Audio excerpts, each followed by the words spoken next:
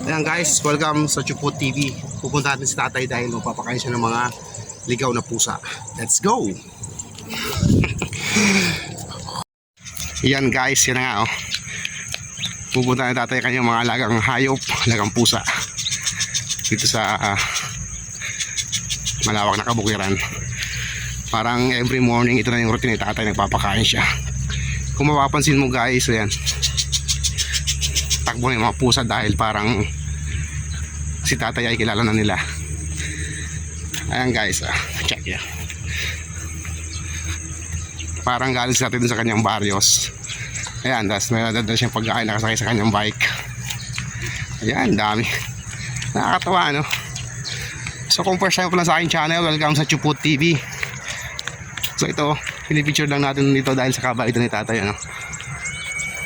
Dala siya uli ng mga pagkain. Yung mga tira-tirang pagkain sa bahay. Ayan, no? Parang itong building na to parang abandoned, parang di natuloy na ginagawang bahay. Kaya siguro dito tinatapon yung mga pusa.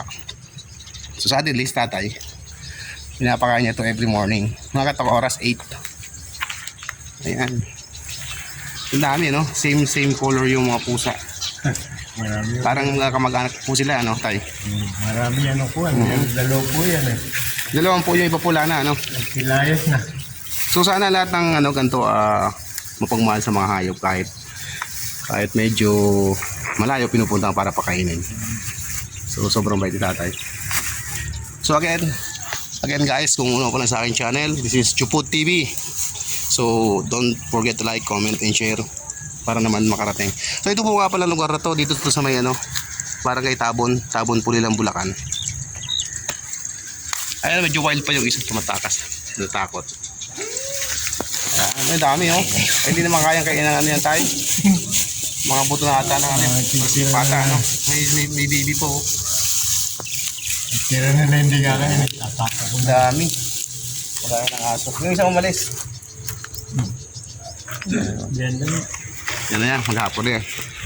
Bait ni tatay, ano? Sila papakain siya ng mga ligaw na pusa. Araw-araw yan, dinadalang. Mga ano. Hindi umaga.